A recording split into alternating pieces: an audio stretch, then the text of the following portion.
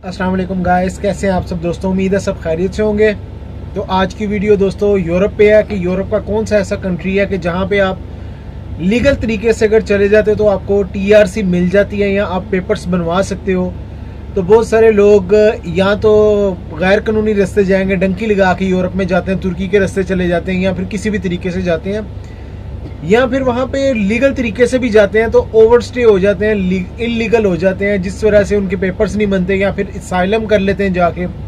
Asylum पे भी मैंने वीडियोस बनाई हुई हैं। क्या करते हैं लोग, असाइलम करते हैं, फिर 10-10 साल तक उनको पासपोर्ट नहीं मिलते हैं। 10 साल बाद पासपोर्ट जाके मिलता है। लाइक फ्रांस में चले जाओ, कहीं पे भी चले जाओ, जब असाइलम कर रहे हो तो असाइलम अगर एक्सेप्ट हो जाता है तो जल्दी मिल जाता है, अगर नहीं होता फिर 10 साल भी लगते हैं और काफ़ी टाइम लगता है।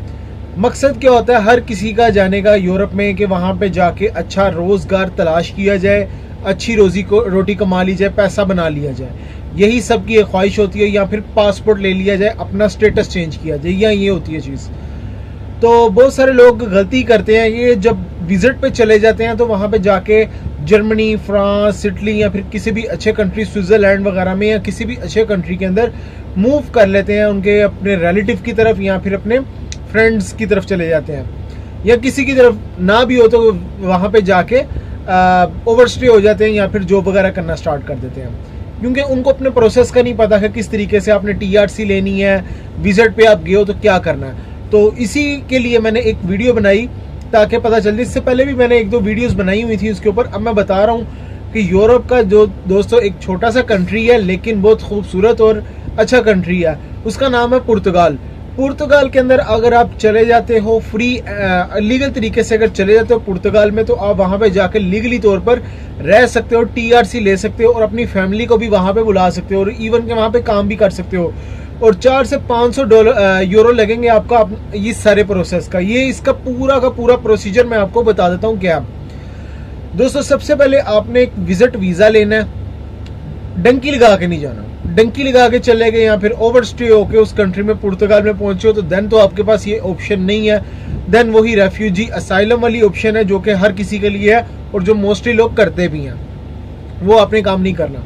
सबसे पहले कि आपके पास चाहे स्टडी वीज़ा है, वर्क या फिर आपके पास टूरिस्ट वीज़ा है, विजिटर वीज़ा है, कोई भी किसी भी किस्म का कोई भी वीज़ा, आपने लीगल तरीके से पुर्तगाल में जाना है। पुर्तगाल में जाके आपने 72 आवर्स के दौरान अपनी लीगल रजिस्ट्रेशन करवानी है। इसका भी मैं प्रोसेस बताता हूँ। क्या यानी कि आपको लीगल एंट्री शो करवानी है कि आप लीगल तरीके से पुर्तगाल में एंटर हुए हो। अब पुर्तगाल का वीज़ा दोस्तों मिलना एक तो थोड़ा सा टफ हो गया। पहले पुर्तगाल का वीज़ा बहुत आसानी से मिल जाता था। पुर्तगाल, चेक रिपब्लिक, पोलैंड और हंगरी, इस तरह के जो कंट्रीज़ हैं इनके वीज़ाज बहुत आसानी से मिलते थे, लेकिन अभी उतने ही मुश्किल हो गए, लाइक माल्टा वगैरह।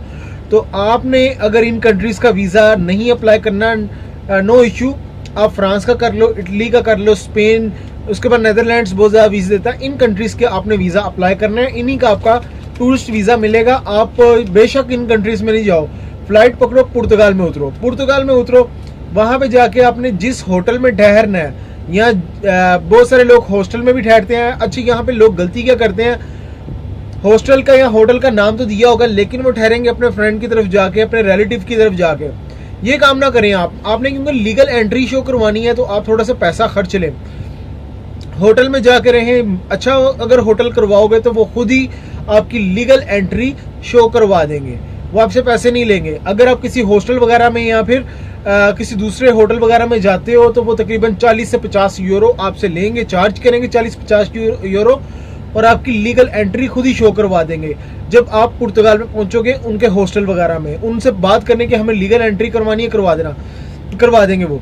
इसकी एग्जांपल मैं सेम वैसे ही देता हूं जैसे कि अगर कोई रशियन स्टेट, खासकर अजरबैजान में गया तो उसको वहां पे जाके एक एंट्री शो करवानी पड़ती है, रजिस्ट्रेशन जिसे कहते हैं वो करवानी पड़ती है, या कैदियत भी कहते हैं उसे। अच्छा, वो जब आपने करवानी है, उसका सिस्टम क्या होता है कि जब आप अजरबैजान में जाते हो, जाते ही आपने अपने आप को जिस होटल में ठहरे हो वो बेसिकली खुद ही आपकी रजिस्ट्रेशन कर देते हैं। कुछ 10 मनात ले लेते हैं, कुछ फ्री में कर देते हैं, ये डिपेंड करता है आपके होटल या हॉस्टल के ऊपर। तो हमसे 10-10 मनात लिए थे हॉस्टल वालों ने। तो वो ये होता है कि गवर्नमेंट के रिकॉर्ड में आ जाता है कि आप इस कंट्री में इस होटल में ठहरे हुए हो। तो अगर इमिग्रेशन वगैरह आती भी है तो आपकी लीगल रजिस्ट्रेशन है वहाँ पे। अच्छा, ये एक अलग से टॉपिक है, ये सिर्फ मैंने एग्जांपल देने के लिए आपको समझाया कि इसी तरह की वो एक लीगल एंट्री होती है, वो चीज़ नहीं होती है लेकिन उससे मिलती जुलती मैं बता रहा हूँ कि लीगल एंट्री करवा ली, 72 आवर्स का टाइम है आपके पास, उसमें आपने करवा लेनी है।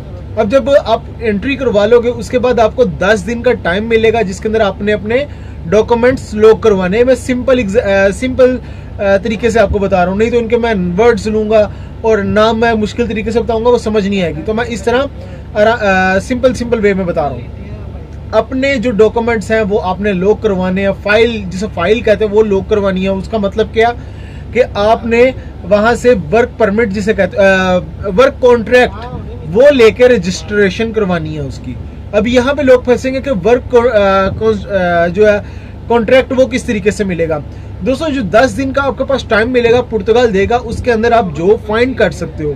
जॉब किस चीज में मिलेगी आपको वो भी मैं बता देता हूँ। बहुत सारे लोग टूरिज्म से रिलेटेड काम करते हैं, तो टूरिज्म में आपको मिल सकता है हॉस्टल से होटलिंग की फील्ड में मिल सकता है।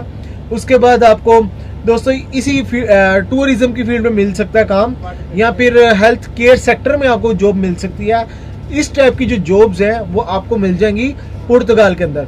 कोशिश करो चाहे जैसा भी है आप वहां से कॉन्ट्रैक्ट हासिल करने की कोशिश करो, चाहे कम सैलरी हो या जो भी हो, बस कॉन्ट्रैक्ट ले लो किसी तरीके से 10 दिन के अंदर। उस 10 दिन के अंदर आपने उसको फाइल को लॉक करवाना है। उस फाइल को लॉक करवाने के बाद आपको 2 साल की टीआरसी मिल जाएगी। अभी मैं इसकी तरफ भी आता हूँ, लेकिन मैं पहले ये वर्क कॉन्ट्रैक्ट को सारा क्लियर कर दूं। अगर 10 दिन के अंदर आपके पास वर्क कॉन्ट्रैक्ट नहीं मिलता देन क्या, बहुत सारी कंपनियां पुर्तगाल में ये काम कर रही हैं जो आपसे 400-500 यूरो लेंगे। 400-500 यूरो लेके आपकी रजिस्ट्रेशन कर देंगे, आपको कॉन्ट्रैक्ट दे देंगे, और सिर्फ डॉक्यूमेंट्स के अंदर होगा कि आपका यहाँ पे काम प्रोसेस स्टार्ट हो जाए टीआरसी के लिए। इसलिए वो काम कर रही हैं। टूरिज्म की बहुत सारी वहाँ पे एजेंसियां कंपनियां काम कर रही हैं, आप उनसे ले सकते हो कॉन्ट्रैक्ट, फ्री में भी कर सकते हो अगर आप जॉब फाइंड कर लेते हो। अगर नहीं तो 4 से 500 यूरो के अंदर आप उनसे कॉन्ट्रैक्ट लो और अपनी फाइल लॉक करवा दो।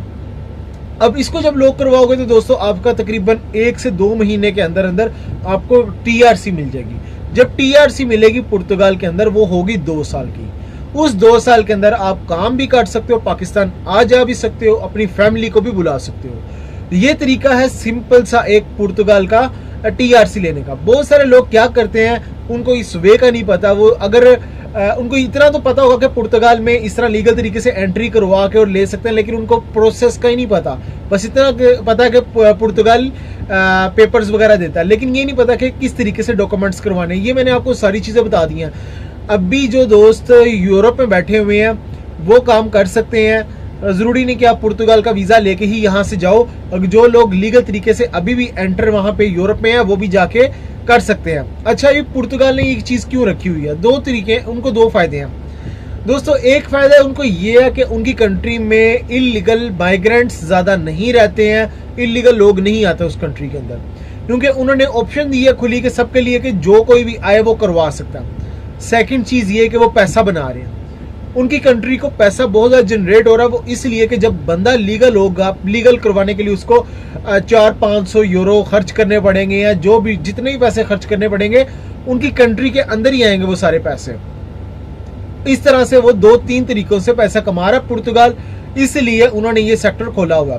बहुत सारे लोग क्या करते हैं, जर्मनी में, फ्रांस में, इटली में, स्पेन में यहाँ पे जाते हैं। ज्यादातर लोगों का रुझान जर्मनी की तरफ होता है, वहां पे काम मिलता है। फ्रांस की तरफ होता है, लोगों के ज्यादातर फ्रांस में बैठे हुए लोग, इसलिए रिलेटिव्स बैठे हुए हैं तो इसलिए फ्रांस चले जाते हैं, या फिर स्पेन और इटली इसलिए जाते हैं कि वो डॉक्यूमेंट जल्दी बनाता है। लेकिन जो बंदा पुर्तगाल जा रहा है दोस्तों, उसको मैं बता दूं कि वो लीगल तरीके से रहेगा, आ जा भी सकेगा, उसके बाद पीआर भी ले सकेगा।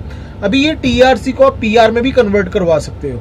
वो किस तरीके से, वो भी मैं आपको, बहुत से यूरोपियन कंट्री का ये रूल होता है कि जब आप यूरोप में वर्क परमिट पे काम कर रहे हो तो 2 साल या 1 साल का तो आप उसको रीन्यू करवा सकते हो। जब आप रीन्यू करवाते हो 2-2 साल करके, तो मोस्टली उनका ये होता है कि अगर 5 साल आप वहां पे लीगली तौर पर रह लेते हो, 5-7 साल, तो आपको पीआर मिल जाती है। उसके बाद आप नेशनलिटी के लिए एलिजिबल होते हैं। सेम इसी तरह का इसका पुर्तगाल का प्रोसेस है। आपको 2 साल की जो टीआरसी मिलेगी उस पर काम करो और उसी को रीन्यू करवाओ।